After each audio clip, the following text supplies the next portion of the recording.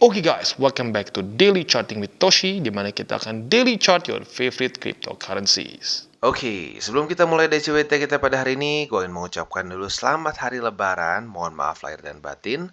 Semoga pada tahun ini ya kita bisa mendapatkan berkat yang lebih melimpah lagi. Oke, sekarang kita bisa lihat. Sayangnya untuk 24 jam terakhir, cryptocurrency market dump sebesar 3,43%.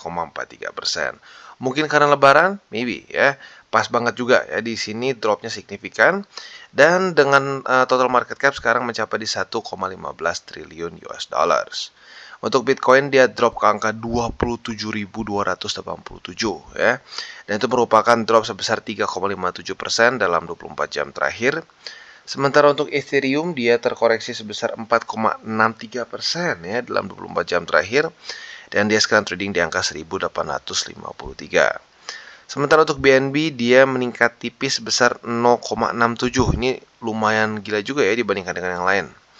Lalu untuk XRP dia terkoreksi 5,20% dalam 24 jam terakhir dan sekarang trading di angka 44 sen.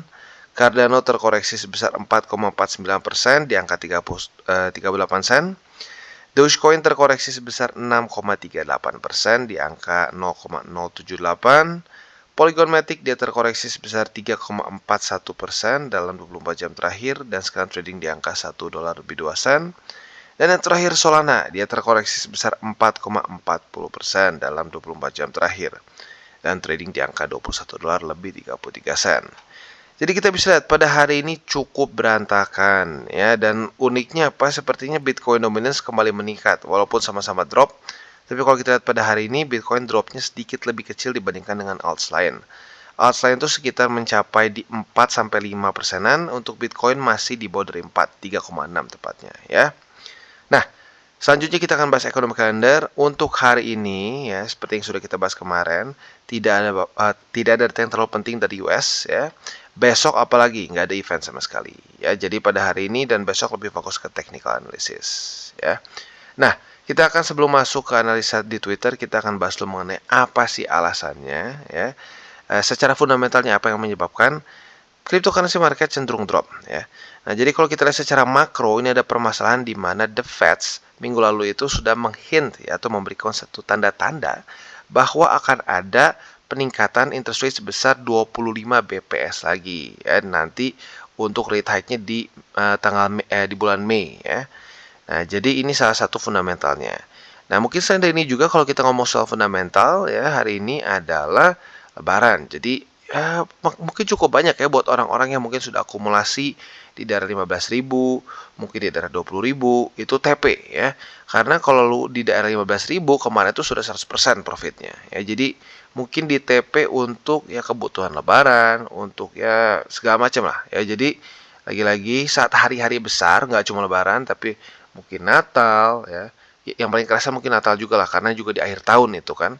Jadi di hari-hari besar seringkali terjadi juga taking profits. Ya, jadi ada kemungkinan juga dari sisi tersebut. Karena pas banget ya. Yang paling signifikan adalah drop di hari ini saat lagi hari Lebaran ya.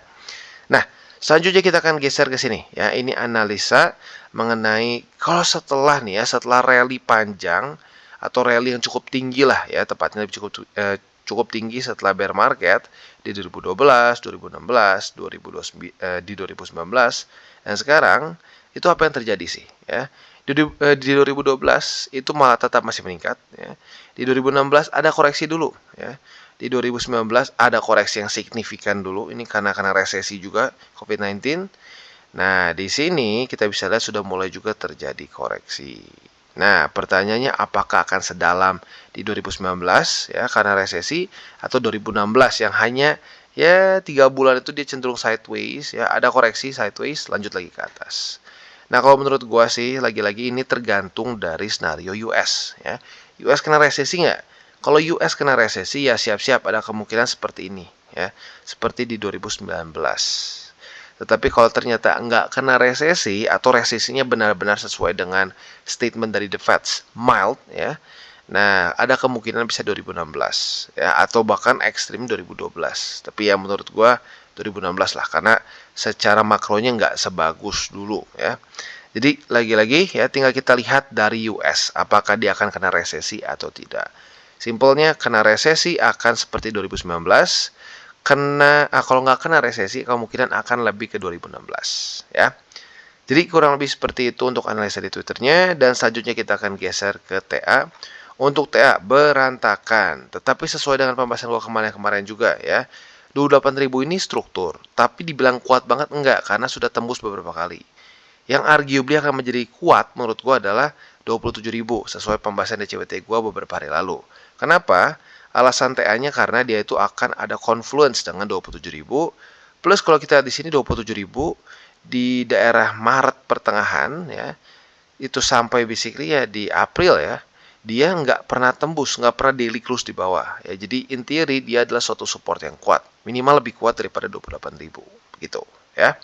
Jadi PR gua ya untuk Bitcoin pada hari ini yang super penting adalah dia bertahan ya di atas dari 27.000 dan MA50.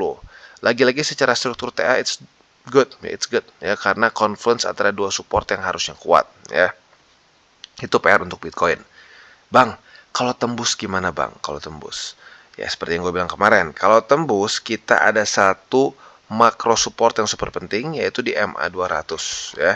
Nah, MA200 ini ya seperti yang gue sudah bilang sebelum-sebelumnya adalah suatu support yang sangat penting untuk Bitcoin secara historically ya.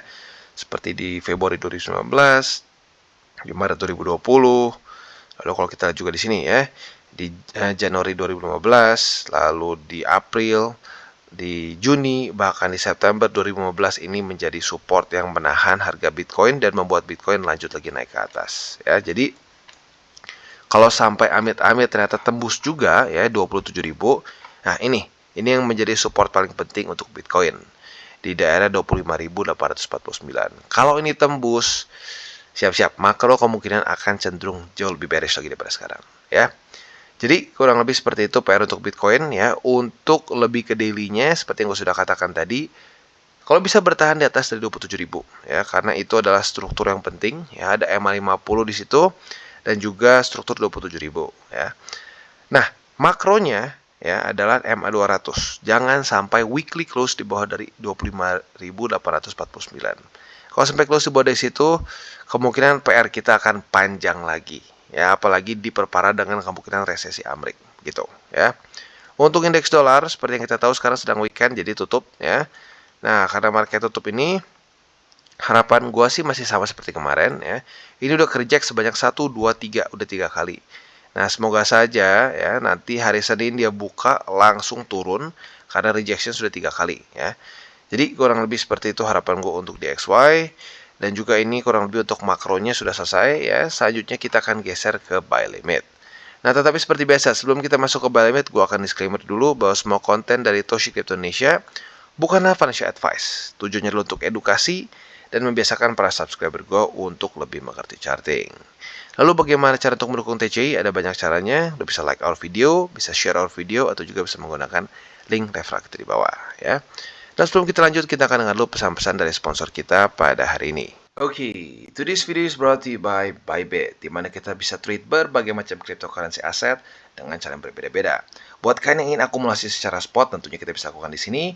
Derivatif juga bisa, ada juga pasar NFT, dan tentunya setelah kalian akumulasi, jangan lupa juga kalian bisa menikmati earn atau menikmati bunga lah kesannya ya di Bybit Earn. Bisa APY-nya tertinggi bisa mencapai 18%. Nah, tentu juga buat kalian yang ingin membeli kripto dengan lebih mudah ya, dengan cara yang lebih simpel, bisa juga langsung menggunakan kartu kredit atau debit card juga di sini. Dan juga buat kalian yang mungkin sudah lebih crypto savvy nih ya, bisa menggunakan options juga ya. Jadi kurang lebih seperti itu. Dan buat lo yang belum punya akun di Bybit, silahkan bisa cek link refleks di bawah dan mulai trade di Bybit. Oke, dan sekarang kita akan geser ke Bitcoin. Untuk Bitcoin kita bisa di sini ya. Buy limit 123 sayang sudah tembus, maka kita akan bikin buy limit baru untuk posisi spot kita ya. Jadi buy limit pertama kita sekarang adalah di 27.000, yaitu confluence antara struktur 27.000 dengan MA50 di daily ya. Lalu untuk buy limit kedua kita adalah di sini ya, weekly MA200, which is itu di daerah 25.849. Jadi sekali lagi, MA200 di weekly adalah buy limit kedua kita. Dan buy limit ketiga kita itu ada di sini ya, 24.495. itu untuk posisi spot di Bitcoin ya. Untuk posisi futuresnya kita bisa lihat di sini apabila terjadi retest 1, retest 2 di 27.000 sebagai support, kita bisa pertimbangkan untuk buka posisi long dengan target TP di 28.000. Itu untuk posisi long. Untuk posisi short kita bisa pertimbangkan apabila terjadi retest 1, retest 2 di resisten 28.000 ya. Tentunya target TP ini kita balik ke 27.000. Jadi kurang lebih seperti itu untuk setup di Bitcoin. Oke, dan sekarang kita akan masuk ke Ethereum. Untuk Ethereum kita bisa lihat sayangnya 1900 tembus ya, 1909 lebih tepatnya. Jadi untuk hari ini kita bisa lihat EMA20 sudah tembus dan 1909 juga sudah tembus, maka buy limit 1 dan 2 sudah tembus. Yang tinggal tersisa adalah buy limit ketiga kita yaitu di 1780 atau MA50 ya. Jadi sekali lagi yang sekarang tersisa adalah MA50 atau 1780. Untuk posisi futuresnya apabila terjadi retest 1, retest 2 di 1909 ya sebagai resisten, kita bisa buka posisi short dengan target TP kita di MA50 ya. Sementara untuk posisi longnya kita bisa pertimbangkan apabila terjadi retest 1, retest 2 di MA50 atau di 1780 sebagai support, kita bisa buka posisi long dengan target TP kita di 1909 ya. Jadi kurang lebih seperti itu setup untuk di Ethereum ya, bisa dibilang dalam beberapa hari terakhir ini koreksinya cukup signifikan. Harapan kita tentunya paling besar adalah nggak tembus MA50 dan 1780. Oke, dan sekarang kita masuk ke Phantom. Untuk Phantom kita bisa lihat ya kemarin koreksinya luar biasa besar di 9 persenan ya. Dan dari itu kalau kita lihat secara struktur berarti buy limit pertama sudah tembus, buy limit kedua juga sudah tembus. Yang tinggal tersisa buy limit ketiga saja di 41 sen ya. Jadi sekali lagi buy limit ketiga di 41 sen, lebih tepatnya di 0,4166. Itu untuk posisi spot di Phantom. Untuk posisi futuresnya apabila terjadi retest 1, retest 2 di 41 sen sini sebagai support, kita bisa buka posisi long, target TP kita bisa di MA50 ya.